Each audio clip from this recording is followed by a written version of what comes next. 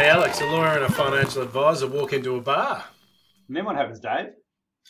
Well, a question comes up around an employee's just, fraudulently taken something from me. So that question around employee fraud, very frustrating. Can I tell you, it's a lot more common than people think. There's a whole bunch of research out there, and there's billions of dollars come out of Australian businesses every year from employee fraud. It's the second biggest cause of business loss outside of theft by customers. So customer theft is the biggest, and then the second biggest is employee theft, effectively, where employees do the wrong thing and take money from businesses. Happens all the time. Happens to the banks, happens to the insurance companies, happens to small businesses, happens to medium-sized businesses. It's all over the place. People can be dishonest. So is it under reporting in a lot of instances? Is there under reporting of fraud? Yeah, I didn't realise it was such a big item. Maybe I don't move in the realms that you move in, Alex, within the legal fraternity. They're all over stuff. Yeah. But, I didn't realise. I knew there's always elements, and you hear of those high-profile cases, and you hear a lot of, I suppose, shrinkage when they talk about stock take within retail. That's an employee fraud. But you don't hear a lot of other stuff where people, and I suppose, where's the crossover point, as a business owner? When does it become they were doing their job to, they've crossed over to the dark side? That's like, actually, what you've just done is fraud. Right. Yeah. And sometimes there's an argument about that. You have, especially for senior people, you might say, well, they've paid themselves a bonus, and then there's an issue. Well, hang on. Is this bonus, was it permitted? Was it authorised? Is it authorised by their manager or by the board or whatever? Or have they got some, have they given their friend a bonus, or have they awarded a contract to their friend, and maybe the contract's a legit contract, maybe it isn't. A little bit of self-help.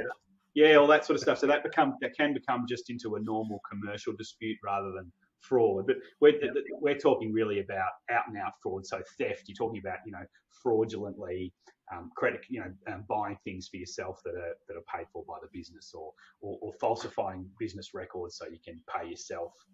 Fake invoices so that you can pay yourself money or your friends money. So is that distinction then, because this topic we're talking about today is employee fraud. So is a distinction with that it was premeditated? Like they've purposely done stuff, as opposed to people have just sometimes it just kind of, they might be not aware of the line that they've crossed? Yeah, so there's an aspect of, I guess, premeditation. You have to do it deliberately. You couldn't have fraud that wasn't on purpose. You can't accidentally defraud someone. I think the real issue is, and I get be illegal, and it's a part of the definition of theft, is you need to have the intention to permanently deprive someone. So you're not just borrowing it for a sec, but you're going to keep it of something, and you have to know that it doesn't belong to you. So there's a grey area about either of those, a grey area about what that maybe they were, taking home the hard drive for safekeeping, and they're going to return it the next day. That's not theft, and that's not fraud. And then they need to be, they need to know that the hard drive isn't theirs. And usually that's obvious, but not always. It can be a bit grey. If you're talking about keeping information on your personal computer that's related to work, that's not fraud. But if you're talking about doctoring up an invoice so that you change the payable, the name and the bank details from the supplier to yourself, and instead of the supplier being paid, you get paid. And that's quite a common one. And then and they doctor up the records to say in the records to show that the supplier has been paid or whatever, or they pay them twice and then delete. So kind of covering their tracks. So again, it comes back to being very purposeful in the approach that you're dealing with to be able to be fraudulently. And generally, it's finance that people are picking up. They find money. Yeah. So typically, the people who are most likely to engage in fraud, the employees, are normally people with financial control. So they might be senior, but they might not be senior. They might be an accounts payable clerk. They might be the director of finance. But generally, people with access to financials, they'll steal money. Yeah. But you hear that a lot. Sorry, what's that? You hear that a lot when the news reporting so and so was, heading the accounts payable department. Right. But there was when COVID first hit us, there was a case of a employee colluding with a supplier. It was an employee at the Department of Transport who was ever responsible for paying to clean the trams. I don't know if you remember that. Oh, yeah. I remember this. Yeah, and they were saying we can just pretend that you've done this special anti-COVID clean. And I remember there was a bugged telephone, and the conversation was just make up some technical word. You're going to do a hyper super clean or something using, Rejuvicell technology. Some rubbish, so that they could. You're good at this, Alex. Yeah, I know. Well, Rejuvicell technology is from the Pons Institute, if you remember. Remember the days of the Pons Institute where they used to, I think that's where they did research, very high-level research on makeup and skincare. Yeah. So that might have been a made-up place, but that kind of stuff.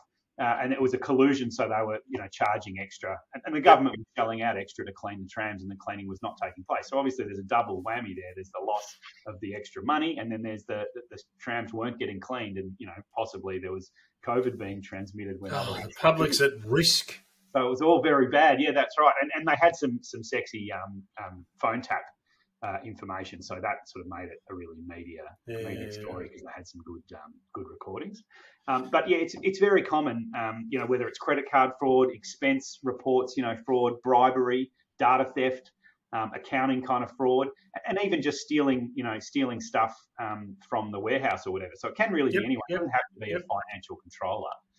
So then how can business owners protect themselves with that sort of stuff?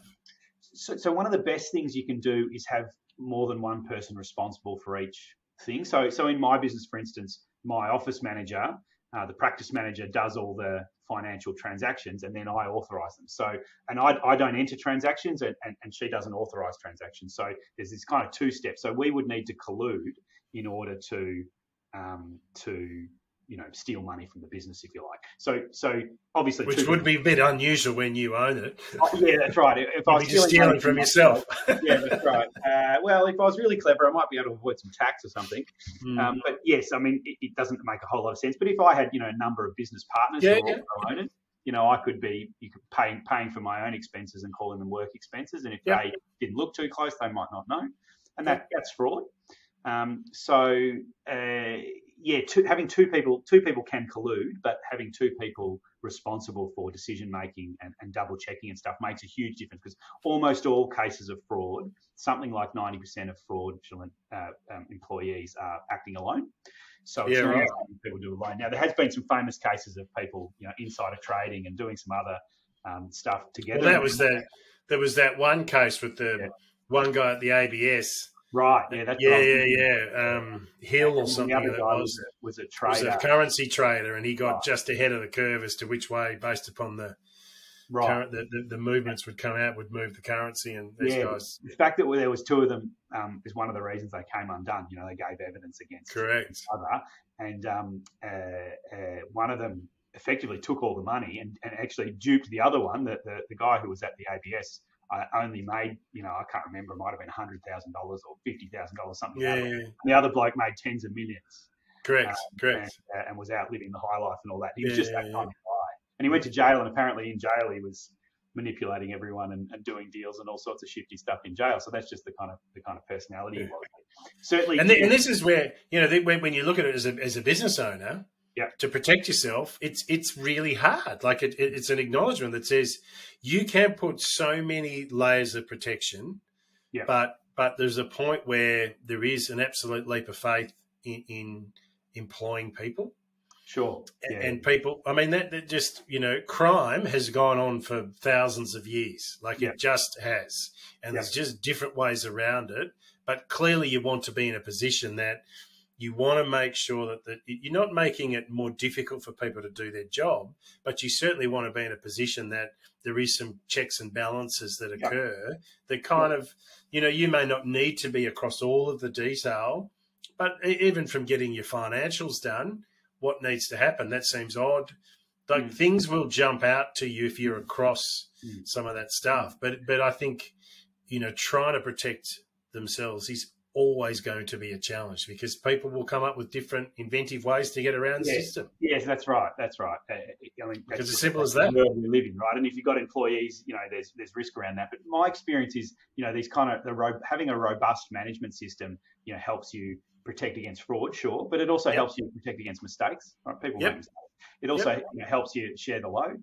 It also helps you understand each other's roles. You know, like good management has a lot of benefits beyond just, you know, trying to catch someone from defrauding you. I mean, it's not a good idea to have one person who's just in charge of the finances and they do it all themselves and that's that. And they, you know, they're so having, you know, fraud control processes in place is just part of good management. Well, it's also similar to like cybersecurity, you know, multi-factor authentication and things like that on the payments and everything else. I mean, it is just having a second set of eyes, I think, across some of this stuff. If you are giving the authority to a third party and you're not like the sole owner of a business, I think you know that ends up being one of the processes. The other thing I think business owners need to do is just keep an eye out for some of the signs. And there are signs that all of the fraud cases I've done involving employees, they're gamblers, all of them. Right. So I've never done a case where that employee wasn't gambling. So obviously if you know someone's gambling, now they might cover that up, but all of the experience I've had is they've been regular people who have a gambling problem and they think they're going to win big and pay the money back. So the plan is not to steal it forever. But that's the issue, isn't it? I'll just borrow a little bit out of here and I'll put the bet on and then I'll put it back into the account and no one will know. Yeah, exactly. And so that's where you sort of get people who otherwise seem well adjusted. And gambling, you know, gambling can affect older people, younger people, men, women, you know, people you don't expect to be gamblers can be quite chronic gamblers, whether it's the pokies or the horses or the whatever. People there's a lot of gamblers out there. So that's one sign. And another is not taking leave, believe it or not. So often your most, you know, loyal, hardworking employee who never goes on holidays and never takes a sick day, that might sound good from a business owner's point of view, but obviously you don't want people burnt out. But that's a real sign. So people don't go on leave because they don't want their fraud discovered. And if they're, you know, hiding transactions or whatever, they don't want someone else coming in doing their job for a few weeks or even for a day and seeing the trail, if you like, and uncovering what they've been up to. So because that was, I mean, I had a similar many years ago when I worked in the UK.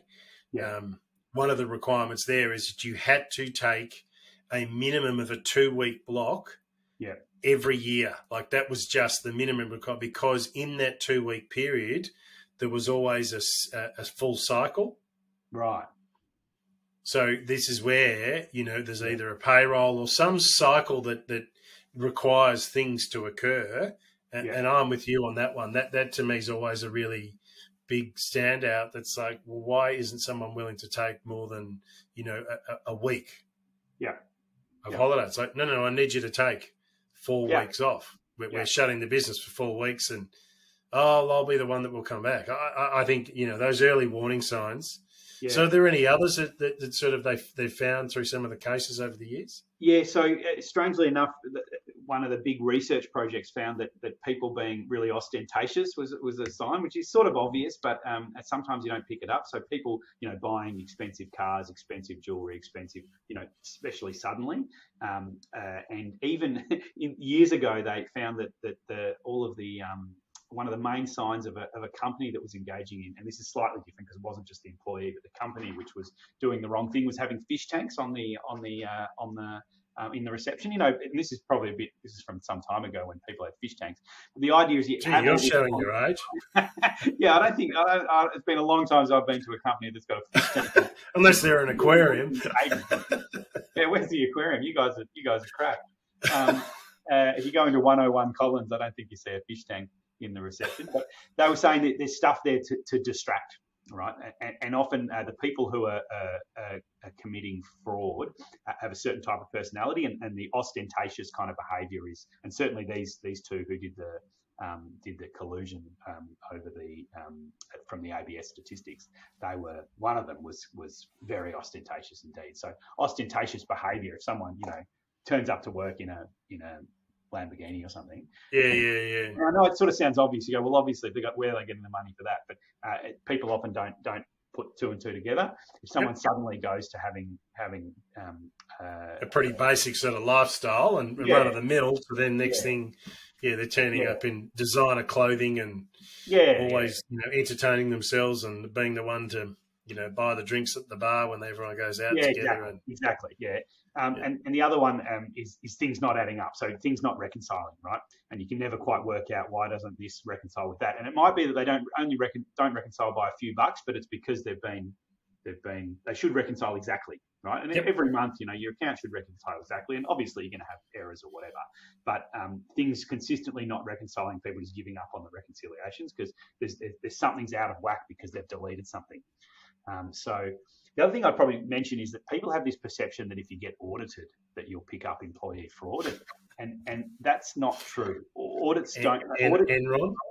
Yeah, well, right, yeah. I mean, even small small companies, if they have their financial reports produced or whatever, they're all just based on the financial accounts as they're. They're not audited as a public company would need to be done. Yeah. Right, yeah, and they're not going in there taking samples and checking and whatever, and they say that in their audit report, and they say that in their audit engagement, so it's made clear. But I think there's a perception, and I used to work at a company that we were audited because we were collecting a lot of shareholder money and using it, and the shareholders thought it'd be good to be audited, but ultimately the audit is about whether the financial records of the company are representative of the company's performance, not whether the employees are got their hand in the till. And so, because again, they could have covered themselves and done both sides of the transaction, and you'd never know. Sure, yeah, that's right.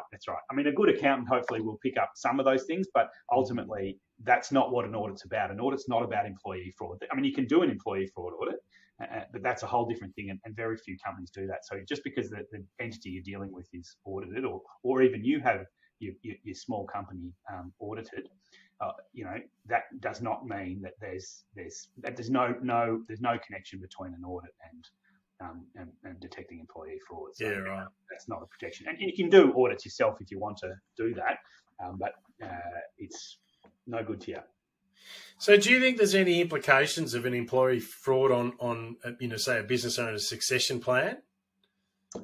Yeah, well, I mean, if you've got fraudulent employees, that's a real problem. And if you've got loose controls, that's a real problem. I think it's more if you want to sell your business or hand it over to your children or whatever, I think having robust management is a sensible thing regardless, even putting aside employee fraud. So I think having, two people authorised transactions and whatever all makes sense from a management point of view and helps you.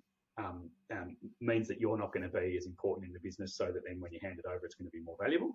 So I guess they're overlapping in that sense. You certainly want to protect against both sort of small scale fraud and a large scale fraud. But you can get insurance against it, but often theft by employees is excluded from insurance policies. So if you're not doing the right thing to protect your business, and then you hand it to your children, then they probably won't do the right thing. So it's all part of it. Yeah, I think it's a really hard one. That one on, I just think that's a really difficult, hard one. What are the implications, for succession planning and employee fraud? Well, that goes back to me, the fundamentals of your business. I mean, if you hadn't picked something up that was, and it doesn't, as you said, it doesn't have to be employee fraud. There could be a whole range of issues that sit inside your business that would have an implication upon your succession planning. Yeah. Right. So do you think there's been any, I mean, it's probably a bit early to get through the courts from the working from home realm that we've been through over the last couple of years, but has there anything that's really come through that has stood out with employees working from home that is having an implication? There haven't been a lot of cases on it, and as I say, I think it's probably a bit early. I guess working from home seems to me to produce more potential risks. Because people are working at home, they're doing everything electronically. There's going to be less paper to check, and there's going to be less. It might be easier for them to doctor up documents at home, which they couldn't do in their office or whatever it is. And you might need to give more authority to people if they're working from home that you otherwise wouldn't. I mean, I know in the old days, lawyers used to go into the office, the partners used to go into the office so they could sign all the checks. But you don't sign checks these days. So I can just see you be sitting up there in your chair with your smoking jacket on, with the box of checks in front of you, with your big sort of quilled, feathered pen dipping in the ink, and my Lord, if I'm going to be paying someone, I need to make sure it's on an appropriate signature. There was a perception that signing the checks was, a fraud control, right? Which is complete rubbish. Anyone can squiggle a squiggle on a bit of paper. You're much better off, the two-factor authentication we had now, and I've got a little a little keyring thing that's got a code on it, and you've got to put the code in, and the code changes every 30 seconds. Plus, you've got to have your username and your password. And then sometimes you need a PIN as well, like a PIN word. I mean, that's you couldn't get more secure than that, assuming that I'm not defrauding myself. So I think online, if you're clever about it, there's plenty of technology available to be very careful, but you do need to be across your system. And so, and I think a lot of business owners don't really understand the cloud and don't really understand their systems. Now that they're working from home, they've sort of done this half-baked work from home plan, and that probably creates risk for fraud because the business owner might really not know what the employees are up to at home, and not what they would have been checking in the office because they've been doing that for So they're a bit of that out of sight, out of mind. I can sit here and it looks like I'm doing something, but actually, am I doing the right thing? Which is probably the biggest issue. The quiet quitting and all that sort of stuff. But your employees might not be stealing from you, but they might just be doing nothing at home, and you might not know. Well, and this is, I suppose, that's that grey line, isn't it? It's sort of is that classified as an employee fraud, that someone is you've employed them to do a particular job, and there is an agreed compensation for that job and parameters, and people have got to do certain things. That's probably that's a really grey area, because it's like, well, I'm paying you to do this, but actually when you're working from home, or even if you're working in the office, you make yourself scarce to do different things. And again, it comes back to the size of the business, but are they producing what they're meant to be producing in the time frame that you've made available for them? If they're then backing off and kind of not doing what they're meant to, is that fraud, or is that really just poor performance? It's probably not. It's probably poor performance. I think if they were doctoring up their timesheet, that would be, so if they're saying I'm doing this, or if they're doctoring up their records, and we've had cases of that. We've had one where they were doctoring up their timesheets, if you like, saying they'd visited this, salesmen saying they visited this client and that client and all that, submitting it all, and then we had the company had a tracker on the car, but legitimately, and the employees all knew that, but he hadn't added that up. And the car was sitting at home the whole day. So, I don't know how he's getting to see all of these people. So that goes back to your earlier point, getting some of these, I suppose it becomes the issue around, I've got one where it's being said here, but I've got an opportunity to cross-reference that piece of information, going back to, you've got a checker in the car. You told us we're here, but how did you get to, a 2-hour drive when the car never actually left your home? Yeah, and we had this employee in, and we asked him about it all, and he told us all these lies, and then you put to him these things, which you have to, you have to explain himself, and it was not good. He burst into tears, I could see his face would have just gone just ashen. That's right. So, and then he admitted it and so on. So, and you manage that. He actually he lost his job, but they might not have. I suppose that brings back to really the best tip I can give, I think, for business owners and to avoid employee fraud. Obviously, you've got to have a good relationship with your team, and hopefully you're all on the same team. But sometimes it's not who you suspect. Is get back to the basics in terms of, don't look at it like a spreadsheet of summary. Look at the original documents. That you can manipulate a spreadsheet. Look at the actual bank statement, right? Don't look necessarily say it's zero. Look at the bank statement and see what the bank statements, because bank statements, hard to, and you can print out your own bank statement, not the one that was given to you or whatever. If you're looking at the basic documents of your business every now and again, or have your financial controller do it, or whatever it is, so that you can get your head around the. But even if you, and that can be as simple as, if you've got a suspicion, like if you just to do a spot check of something. You know what I mean? Just like kind of deal with it. Don't just kind of leave it and just go, no, they wouldn't do that, because as you said, where this happens a lot, they're actually generally very well, highly regarded within the business. They're a key part. There's complete trust. There's all of these things that they do. You kind of go, why would they do that to me? I've been looking after them for all these years. That's right. I try and connect it not to fraud protection of it. You're not saying, I think you're dodgy and I'm going to check on you. It's just part of robust management. So you say, correct. Well, everyone needs to be transparent. We check these things. We double check. Everyone makes mistakes. We're not necessarily trying to bust someone from stealing money, but you might do.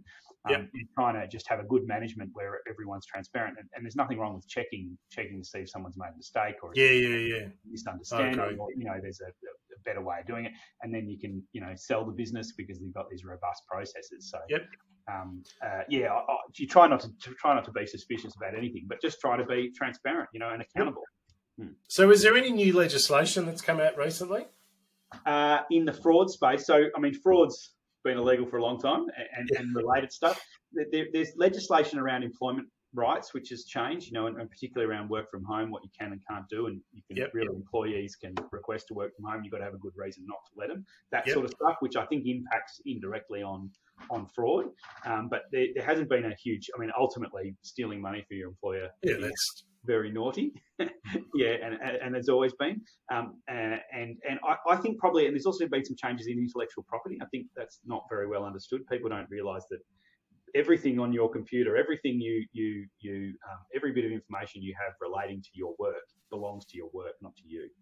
Yep. So if you take that home and it's a slightly different topic to fraud, but if you take that home and keep it, then that's against the rules. You've got to return everything to your employer because ultimately. But does that work where they have in the, some businesses have bring your own device?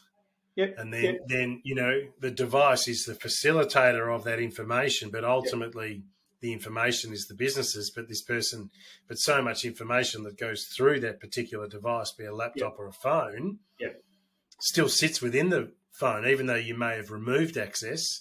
Oh yeah. If they've been able to deal with it, that's always going to be a bit of a challenge. In those cases, I mean, it would be if you say you bought your work phone and you had a whole bunch of phone numbers of business contacts, it would be reasonable for them to ask you to delete all of that information. You would have to. Yep. But I mean, when we're talking about fraud, we're really then using that information to steal stuff, which is a lot worse. But I guess it's just poorly understood, and there have been some changes in the intellectual property area, which make it pretty clear that intellectual property belongs to the employer, not the employee. If you're working for an employee, then every bit of information you have in the course of that job belongs to the employer, not to you. Yeah, and you see that with a lot of employment agreements, which I know I do see and hear of businesses that go, we haven't really sort of bothered getting employment agreements. We just sort of write up an email and give it to someone, which kind of, I know the ones that we have, it talks about ownership of that sort of, business information and client lists, which then starts to move into a whole different realm when we start talking about that, because a key person that may have key relationships with clients then moves to go to a competitor. If they've got those contact details of those competitors, yes, they may have given them back to the business, but they already know what the number is. Like they might have the person's business card. How do they do that? Like at what point? So that's where you that gets into a very grey area, because that's not employee fraud. That's probably more employment contract sort of law. Yeah, I mean, it can be fraud if they're doctoring up documents to cover their trail or whatever, which sometimes they do. But we did a separate podcast, and I would encourage our listeners to go back and listen to that. It was very popular actually, about poaching and what ex-employees can and can't do in terms of poaching customers and in terms of poaching other employees. And it's a sort of an area of law that's a bit tricky and not very well understood, and that people get wrong a lot. And it's a very mission critical to get that right, so that you can protect the most valuable asset, which is your customer list. Yep.